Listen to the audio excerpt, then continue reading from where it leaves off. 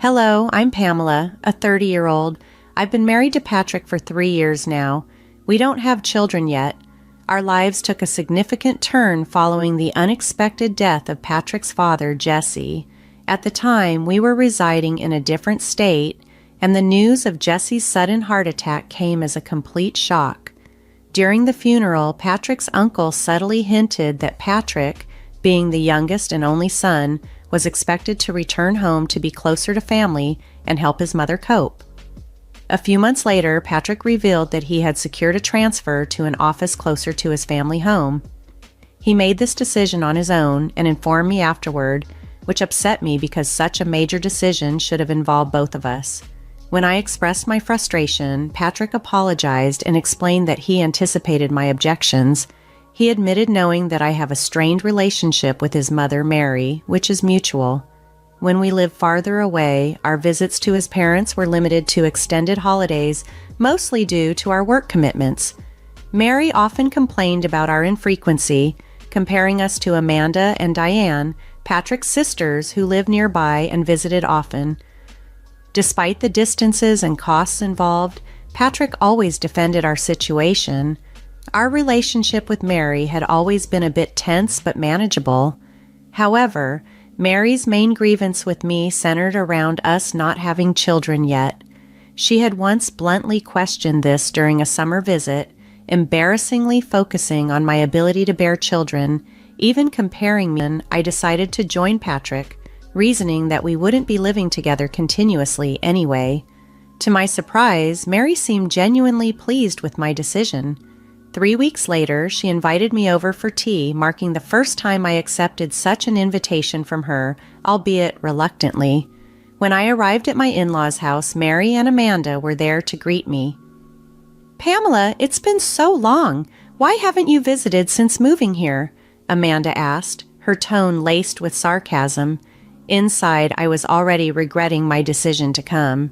Mary chimed in, almost cheerfully, "I was so happy when you decided to move closer, but it seems I was mistaken. You don't like me, do you?" I wanted to affirm her suspicion just to see her reaction, but of course I held back. "I don't dislike you. It's just that I've been feeling unwell due to adjusting to the new environment," I explained, which was partly true.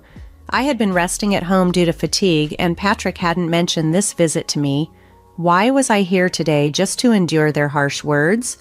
Mary quickly accused me of disliking her, but wasn't it the other way around? How were we supposed to get along under these conditions? Amanda sharply interjected, "How can you speak to your mother-in-law like that? Apologize to her. Say you're sorry." I expected Mary to respond with anger, but her reply caught me off guard. "You're right. I have been mean. I'm sorry, Pamela. I'm also sorry about the comments regarding children. I was being nosy." I braced myself for a lecture, anticipating some hidden snark, but there was none. Even Amanda looked surprised. "All I wanted was to hold a grandchild," Mary confessed. She explained that Amanda's husband was infertile and Diane seemed to have fertility issues, so she had pinned her hopes on Patrick and me, despite knowing about Amanda and Diane's struggles. Patrick and I had discussed having children and were considering it, so I asked for some patience. "Please, just give us some time," I said, bowing my head slightly. Despite everything, I couldn't shake off my sense of duty. "I'm sorry," I added, "but do visit us sometimes." After that, Mary and Amanda resumed watching TV and sipping their tea as if the earlier tension had never happened.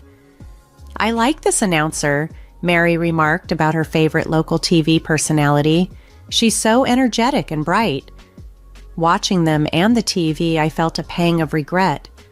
Maybe if I had been more outgoing, things could have been different with Mary and her family. It was a fleeting, somewhat naive thought. I was relieved to have shared my feelings earlier that day, hoping it might lead to better relations. Yet, my optimism was short-lived. That evening, Patrick stormed in, visibly upset. "I heard from Mom that you said you have no intention of getting along. She was crying, Pamela. What did you say to her?" I was stunned by his reaction. Just earlier he had left with a smile, and now he seemed to be accusing me of something entirely different. "Patrick, there's been a misunderstanding. I tried to clarify. I told her it's difficult for me to be friends given our current relationship. How does that translate to me not wanting to get along? I was scared now. Patrick seemed to fully believe Mary's twisted version of the story. His earlier smile now appeared deceptive, and I didn't know how to navigate this. I tried to explain further, but he wasn't convinced. Then, my phone buzzed with a message from Amanda. After all the effort of moving here, weren't you prepared to make it work? If you're here with us, you need to be a bit more patient. Patrick glanced at me as if echoing Amanda's words. I moved here because I cared about being with him, not just to appease Mary and Amanda. Facing Patrick, I held his gaze and said, "It's clear that Mary and the others might never approve of me. Maybe you should consider someone she likes more." The word divorce slipped out before I could catch it, and for the first time, Patrick looked genuinely alarmed. "Wait, hold on. How did we jump to divorce? I just want you to get along better with my family," he said, bewildered by the turn of the conversation. He couldn't grasp that his family might never accept me, which left me equally baffled. However, Patrick seemed determined to resolve the misunderstanding. The next day, he returned late from work and relayed his conversation with his mother. She admitted there was a misunderstanding and apologized. "What a fuss," he said. He also mentioned that Mary's birthday was approaching and suggested, "How about we celebrate her birthday at a fancy restaurant?" The sudden shift from turmoil to talks of celebration left me perplexed, but it was clear Patrick was making an effort to mend fences, even if the path seemed incredibly rocky. Patrick suggested that if we presented the birthday dinner as my idea, perhaps it could positively shift his mother's perception of me. Though I was skeptical of Mary's ability to appreciate such gestures sincerely, given her complex personality, I agreed to make the restaurant reservation. I invited Amanda and the others, specifying a table for 8. Patrick consented, but as the date drew nearer, a sense of unease grew within me. Patrick had been distant lately, giving only curt, indifferent responses to my attempts at conversation, which made me feel increasingly isolated. On the day of the dinner, we arrived at the restaurant to find Mary, Amanda, and their spouses already gathered. The host showed Patrick and me to our table, casting a questioning glance that only added to my discomfort. "Happy birthday, Mary," I greeted her cheerfully, trying to bridge the gap. However, Mary didn't even acknowledge me. Instead, she turned to the others, thanking them for joining her celebration. It felt like a deliberate snub. Amanda seemed confused. "I thought today was a family gathering," she remarked, looking at me with a brief, puzzled expression. Diane, noticing the tension, looked over with concern. At that moment, I realized I was being deliberately excluded. Resolved to not let it ruin my evening, I decided to keep to myself and leave early. Just as I was settling into this plan, a staff member approached our table with an awkward demeanor. "I'm sorry, but the reservation was actually made for 7 people today," he informed us. Confused, I responded, "I distinctly reserved for 8. Could there be a mistake?" "No, it should definitely be for 8, I pressed, recounting my conversation over the phone. "Oh yes, but about a week ago we received a call from a gentleman asking to change the number to 7, the worker explained. Stunned, I turned to Patrick, looking for an explanation. His response floored me. "Yes, please, service for 7. Everyone's here now," he stated plainly, confirming the change himself.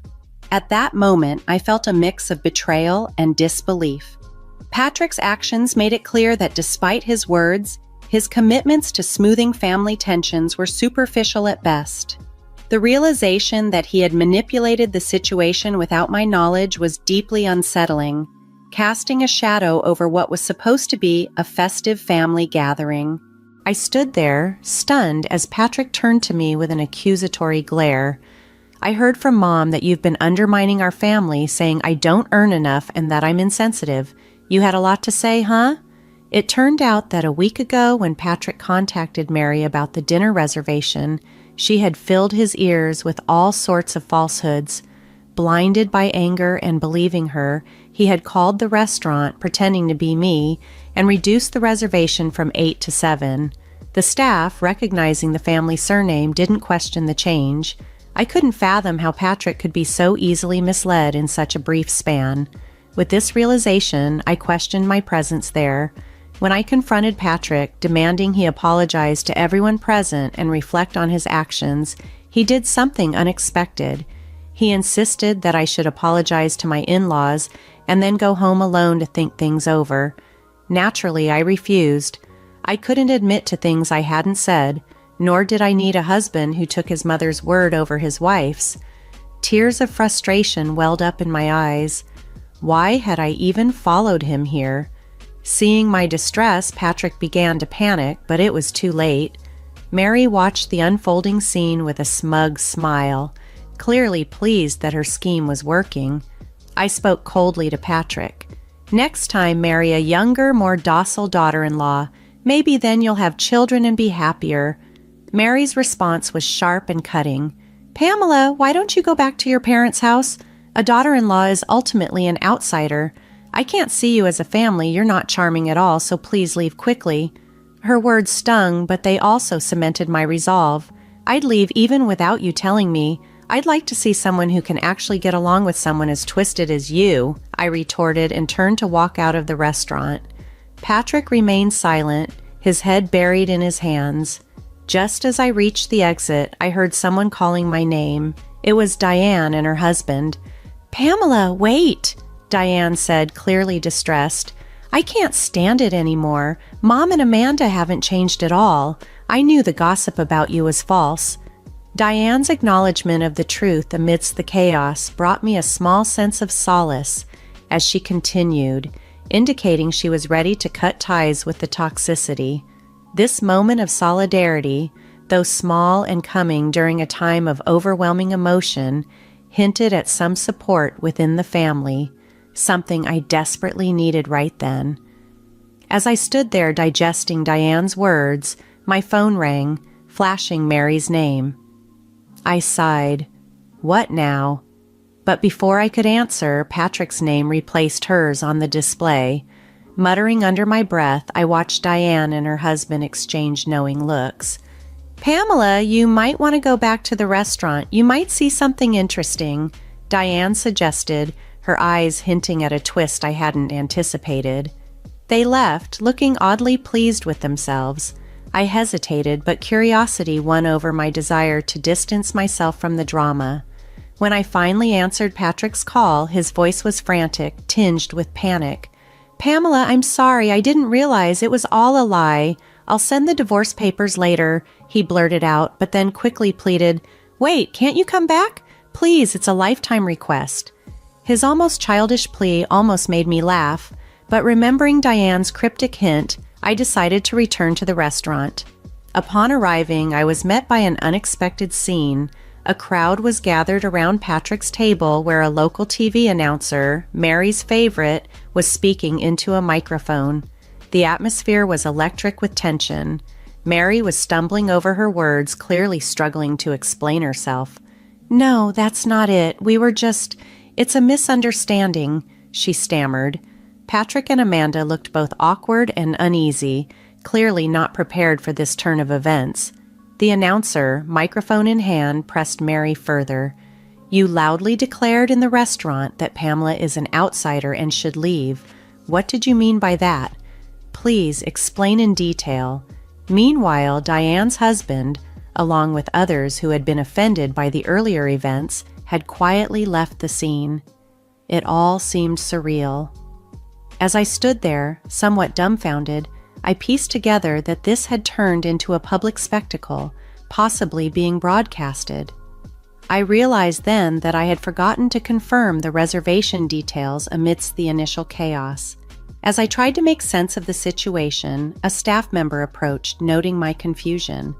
"It's been quite a day, hasn't it?" they remarked, explaining that a TV recording had been scheduled at the restaurant that very day, which explained the unexpected media presence.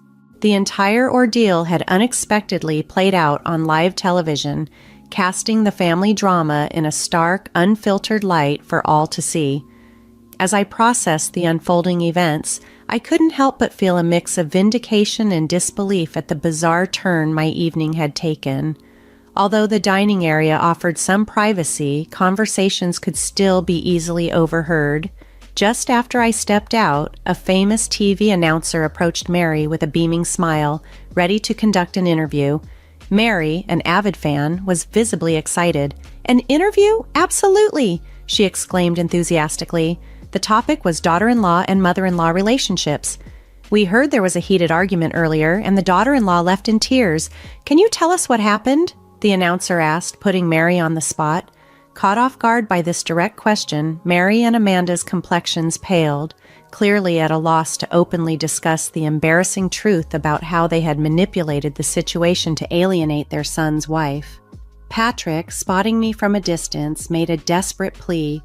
"Pamela, please, I can't let this shame be known. It was all a misunderstanding," he implored, looking utterly defeated.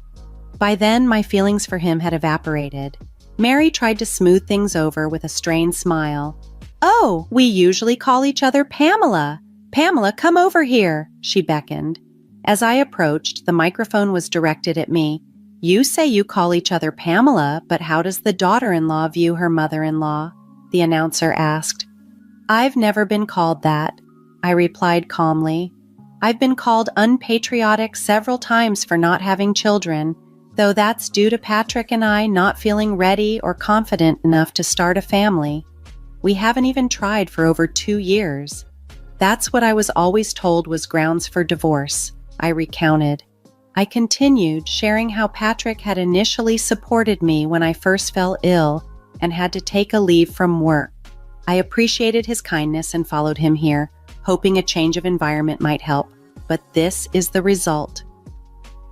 By then, I was out of tears and detachment had taken their place. Seeing Mary and Amanda looking embarrassed and pitiful brought a small measure of satisfaction. As I stood there, prepared for the possibility of this being broadcast nationwide, I couldn't help but reflect on the surreal day. Watching Mary's distressed expression as I mentioned the broadcast, I couldn't help but smile. "Well, since the daughter-in-law is considered an outsider, I guess I should leave. Goodbye," I said, savoring the moment as I exited the restaurant, ignoring the shouts and commotion that followed me out. The day had been long and fraught, but in that final moment, I felt a profound release. Walking away from that chaotic scene, I felt a mixture of relief and satisfaction. Although Mary and her family managed to prevent the broadcast of the footage, the incident had already caused quite a stir locally, becoming a hot topic among our relatives and acquaintances. The story of what had transpired spread quickly, fueling gossip and speculation. In the aftermath, I returned to my room, packed my belongings, and moved back to my parents' house. I sent the divorce papers to Patrick, but his response was delayed, prompting me to consider involving a lawyer. To my surprise, Patrick soon appeared at my parents' doorstep. My father, Peter, who is typically a composed individual, took charge of the situation with a firm hand. Patrick offered a heartfelt apology. He expressed his intention to sever ties with his own family and promised to trust only in me going forward. However, his promises now seemed hollow. Too little, too late.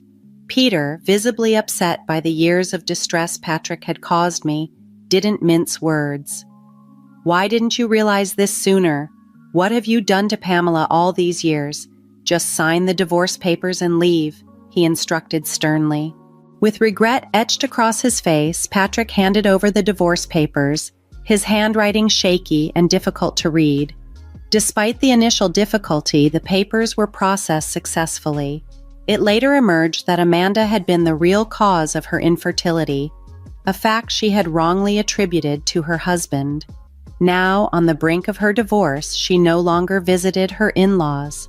Patrick went back to live with his mother Mary in their small hometown. They likely faced lingering uncomfortable rumors, but that chapter of my life was closed. In the time that followed, life took a more positive turn for me.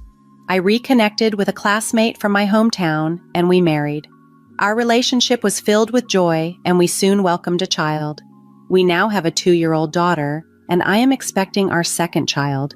My new mother-in-law is truly angelic, supportive and kind, everything Mary was not. Life is unpredictable, but at this moment, I am living a fulfilling and happy life, surrounded by love and support that I once thought was beyond my reach.